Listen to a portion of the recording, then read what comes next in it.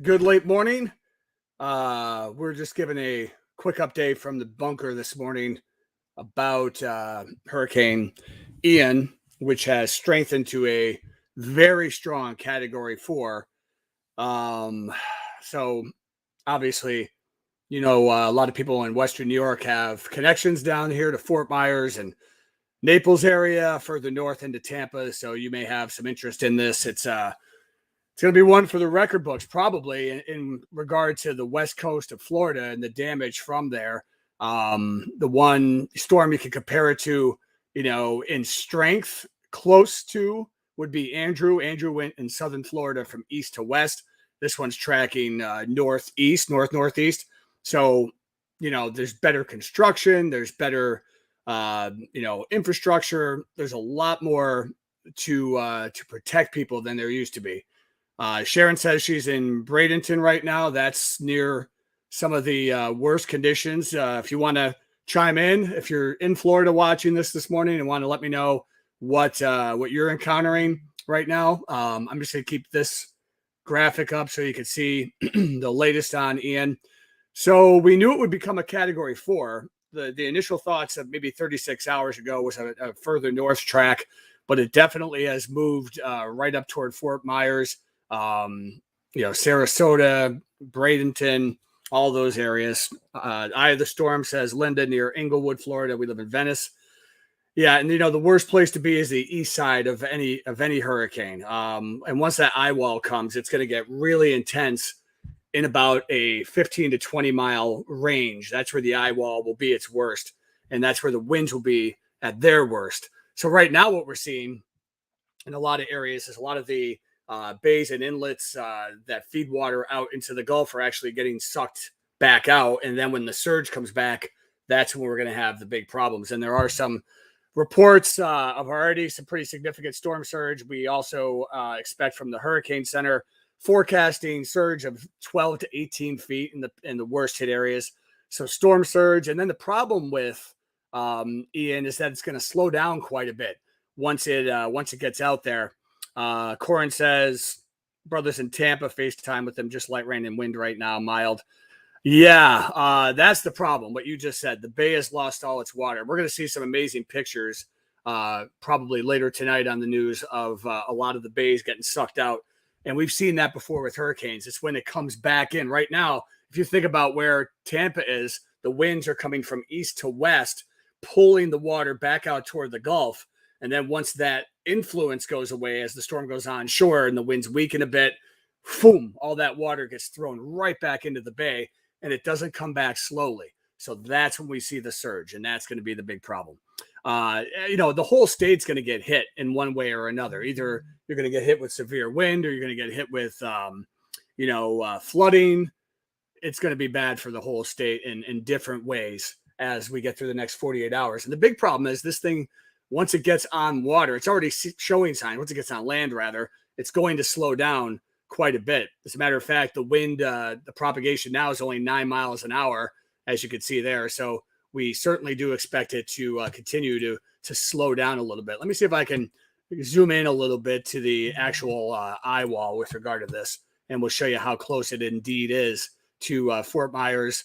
And wow, look at that. I mean, right, St. James Bay, they are right at that point now where it's becoming a big issue right in those areas. So a lot of storm surge going on, and it's got winds Doppler estimated of up to 155, 160 miles an hour. And the actual readings from the hurricane hunters have it up to 155 the last couple of passes through. So it's going to be a historic storm. There's no doubt about that in many ways.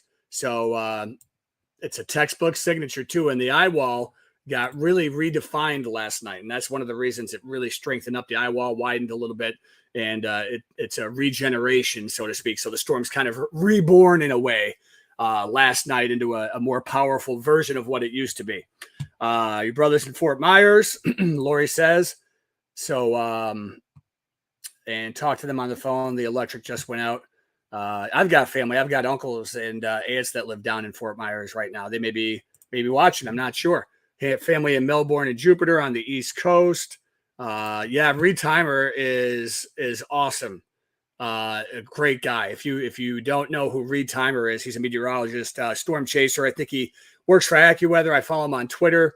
He does an amazing job with live coverage and puts himself kind of in danger. So I hope he's thinking with his brain and not his heart today, covering this hurricane. So, yep. So that's the current story.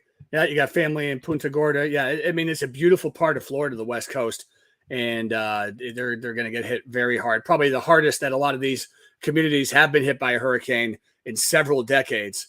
Todd's asking, do we know of any webcams out of Fort Myers?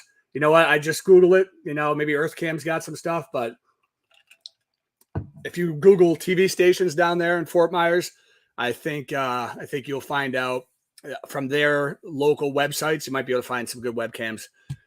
Yeah, I think hurricanes relocate all sorts of things, Amy. That's a good point.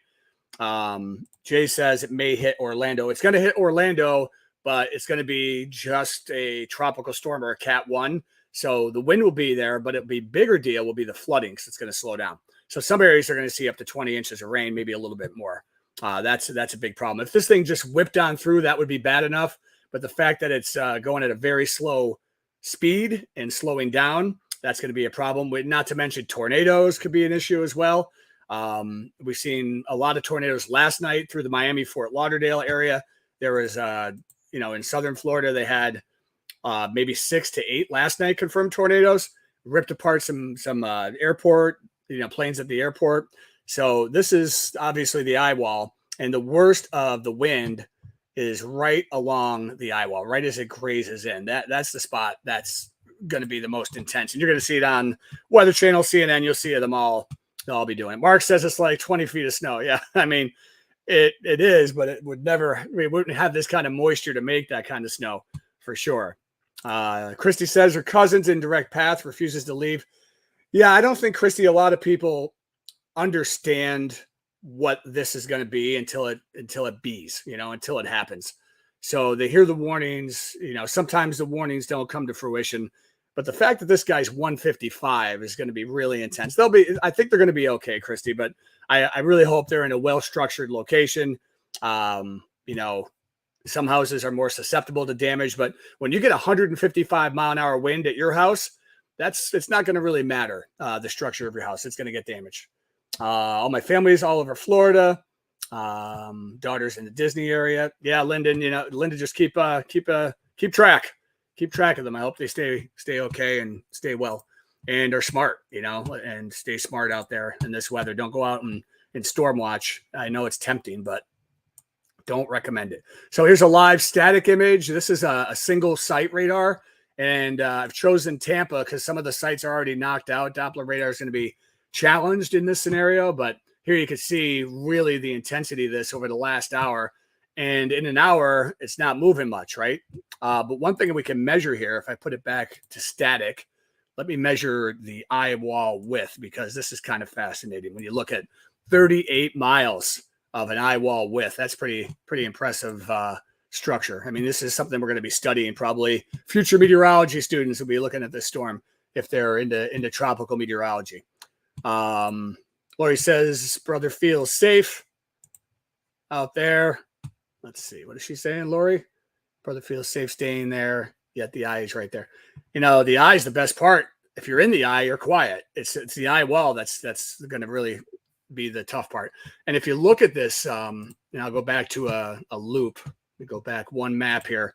If you look at the loop of it and you see the track, we'll track it a little bit. It's moving northeast. So landfall is going to be right here, but it's going to be near parallel to the shoreline. So that's going to cause a lot of storm surge right on that line, right on the coast. So the storm surge will be elongated. If it was more perpendicular, this way, it would be, less area getting the storm surge. But with that, it's probably going to be more storm surge collecting.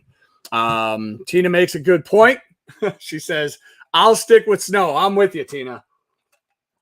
We'll have our enough issues this winter, I'm sure, with our snowstorms. But, ice storms are pretty bad, but there is no doubt about it. A hurricane brings just a collection of problems: flooding rain, devastating winds, tornadoes, storm surge. It has everything. It's really an all-encompassing event, especially when you get to a Cat 4 or a Cat 5. Question from Anthony. What is the path after Florida? It was going out to sea, but it may turn it back to Georgia. Yeah, actually, let me see if I can call up a track here. Bear with me because it's going to go out a second. Let me load this track the best I can. Let's see how this looks now. So, yeah, the reason it may go back onshore, watch what happens here. The reason that may happen and probably will happen is because we have huge high pressure building in over the northeast, huge surface high pressure, and wind around high pressure is clockwise, right? So we're going to see east, southeast winds down there in the mid-south, and that's going to force the storm back inland. So the steering winds from this high is going to force it back into the Carolinas.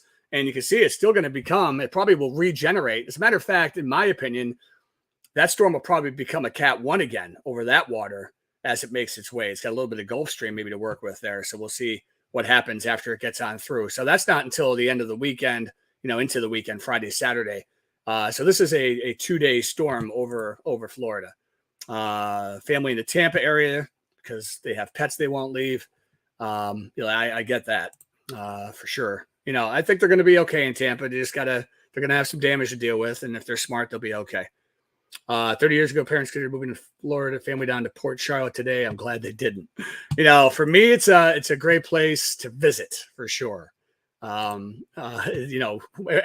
state has their problems in many ways, but comparatively, this is a good state to be, especially weather-wise. Looks like Mark might have just updated the track here. Let me see if it looks any different. Not appreciably. Nope. So if we go back here, this is coming in as a Cat 4. Right now, it's a powerful Cat 4. Then it goes right over Florida. But you see how slow and how long it takes, right? And in that corridor, that's where the heaviest rain is going to be. And remember, that path, as it widens out, it statistically means that it's harder to pinpoint exact track.